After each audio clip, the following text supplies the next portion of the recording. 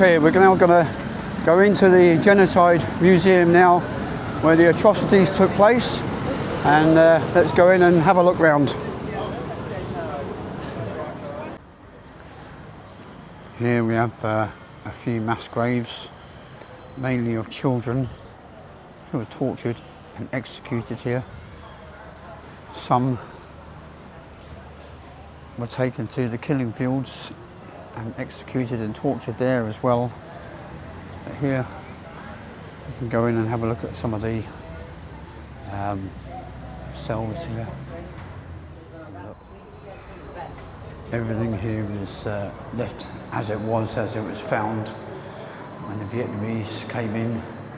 You can see they were chained up to the bed, ankle straps strapped to them, and then beaten and tortured. And most of the torturers were basically, would you believe, children? Because children were very easily manipulated and drugged to cause maximum harm. They didn't know any better. They were tied up here daily and tortured, and then they were given their life, they were told to give their life story from birth until they were arrested and brought here. It was taken to the governor, who then read it and then did not believe them and asked them to be tortured again and give another story. But then he still didn't believe them, and as we go around, they were executed. Some were hanged, some had their heads cut off as well. And here you can see, if you read that, this was the codes of torturers. I don't know if you can see that. Can you read that?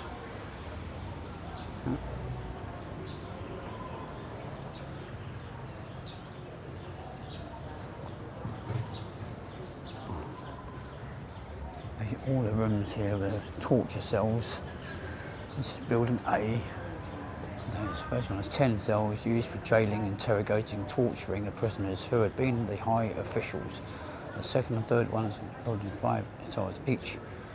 Nowadays, a lot of the evidence remaining in all the cells which prove the atrocities of Pol Pot cliché. But most of the prisoners were lawyers, doctors, educated people. People with intelligence were brought here and tortured.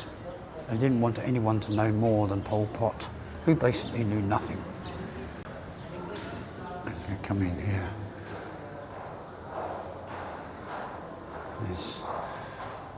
Look close up. You can pause the video and read if you so wish. There's another one there.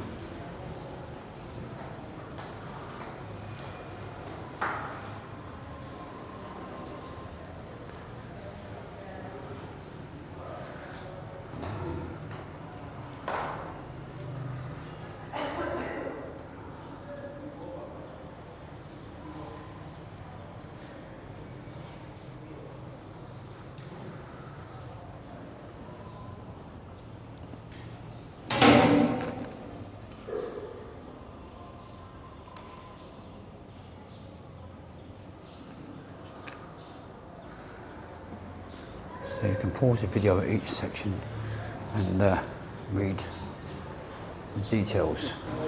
And in this room there were 4 beds, each person tortured daily, while the other 3 had to lay there on watch as their fellow inmates were tortured, electrocuted and waterborne and whipped with canes, metal bars, any sort of school equipment they could find they used for torturing the inmates.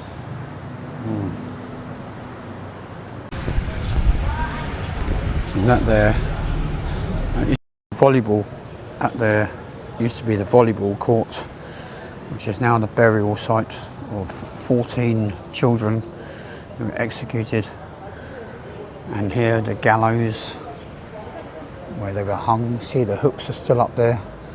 They were hung and then they had their heads cut off, which dropped down into these wells here.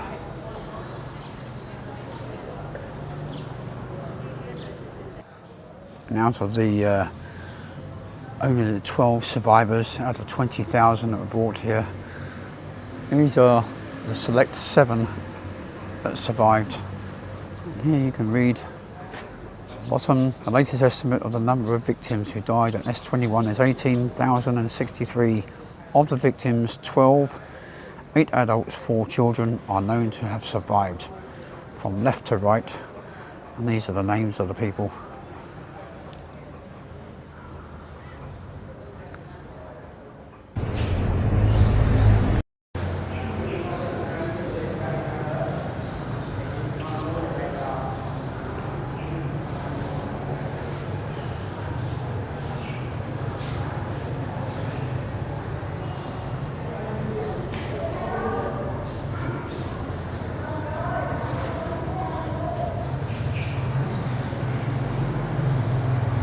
This is how they were tied up, tortured, and bloodied.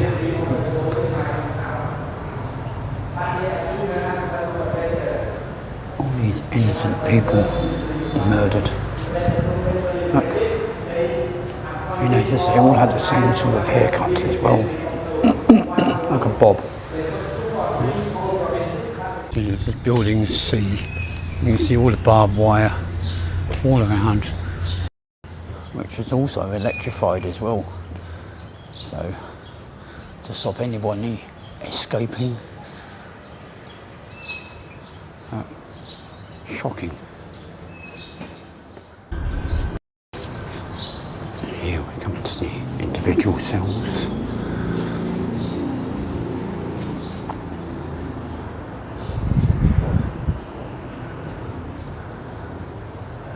This is where they're all dumped in here. They're all numbered. See all these brickwork, still works. All crammed in this small cell. They had to sleep on the floor. Yeah, horrific. Absolutely horrific. What does this say? Prisoner detained in this cell.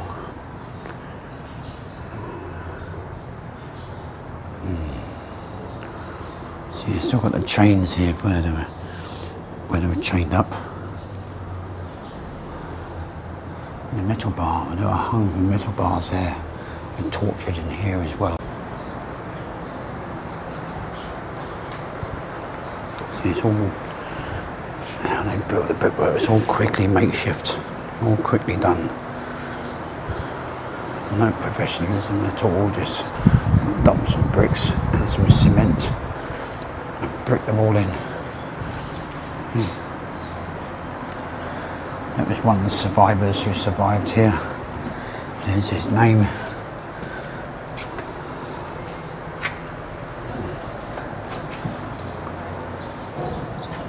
And it just goes on and on and on. Look. When the Khmer Rouge took over this school, they quickly built individual cells. Obviously these were classrooms. These are all classrooms for teaching, but not anymore. See how small the cells were. See, I'm pretty skinny, so there's nothing left in here at all, look. They just slept on the floor, detained, they were dragged out and tortured.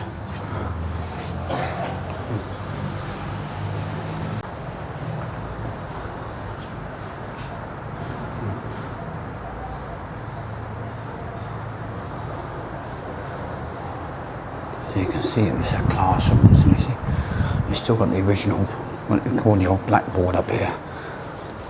And the teachings, the writing is still on here. Let's see how the writing is still here.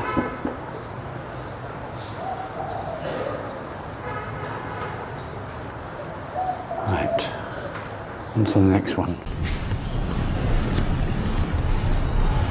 These are just ways that victims were tortured, tied to a rope, beaten, carried like that. Had a throat slit while they're tied up. And these are some of the instruments they used to torture and beat the victims: hooks, axes, spades, hammers, pickaxes, all sorts, like instruments of torture. Yeah. So the guys that were hung up there, dip their head in water, torture. You see see how small the victims are, look. See the torturers. They're all like children torturing these people.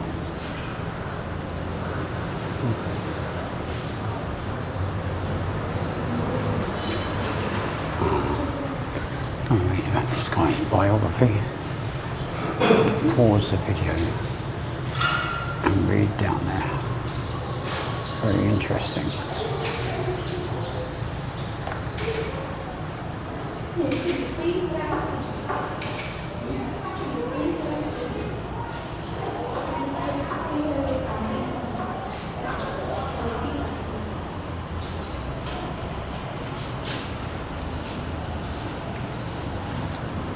This is a guy. Oh, is it?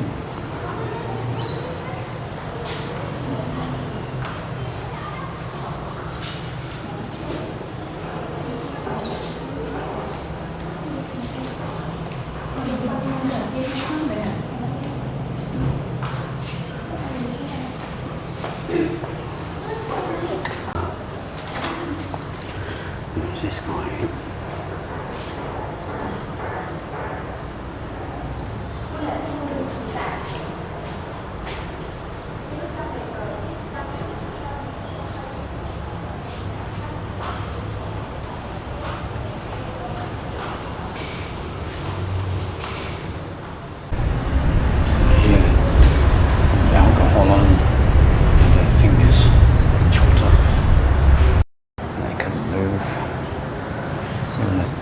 Towel and a flannel, waterborne all over them. This is where they were tied up to, right here. And the nipples cut off as well, look.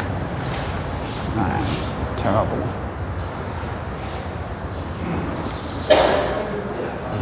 Hung upside down, put into water.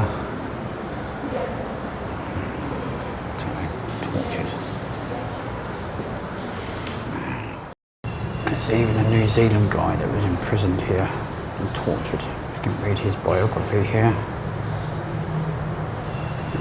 Kerry Hammond. I try and keep this camera as steady as possible.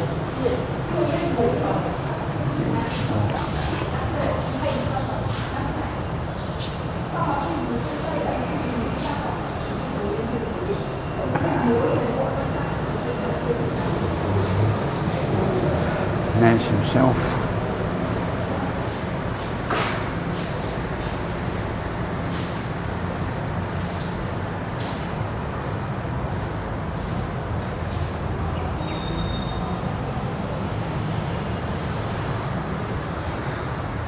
Come through here. You can see more victims. There are thousands and thousands of photos of victims here, which for obvious reason I cannot show you all of them. These were people's skulls and heads were chopped off. We'll come to that very shortly.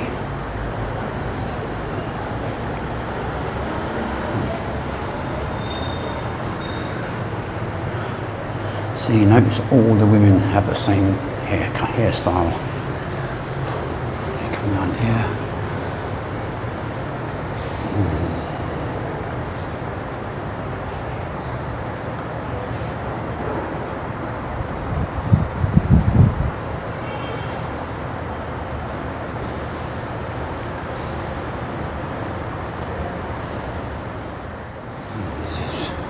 What Phnom Penh used to look like before when the Khmer Rouge took over and destroyed everything in the city.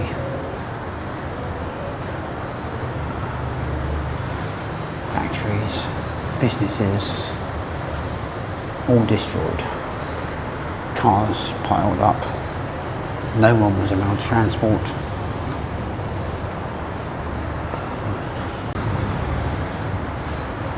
building is just totally destroyed.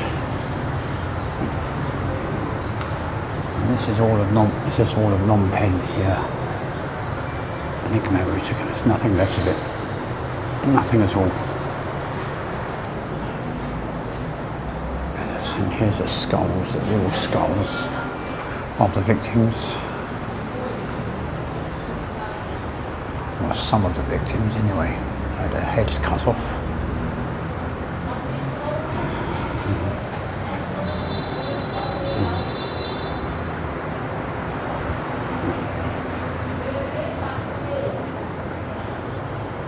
Yes.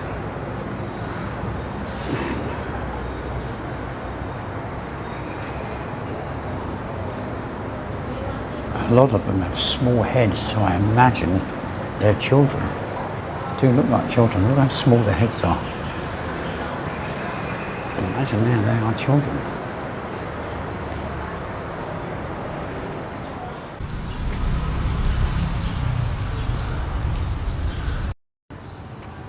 And here in the middle is the memorial where you can have a walk around, and there's lists of every prisoner who was executed here. They're all listed in Khmer language. You won't be able to read it, but they all kept records, a bit like Auschwitz in Germany. They kept records of their prisoners, their names, addresses, their spouses. The same here as well.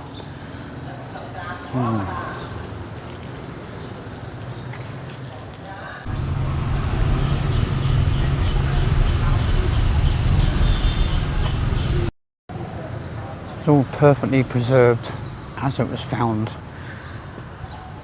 and as I say, there was over 200 of these sites all over Cambodia. Up to a quarter of the population were executed and tortured, roughly about 3 million people in a 4-year period, wiped out.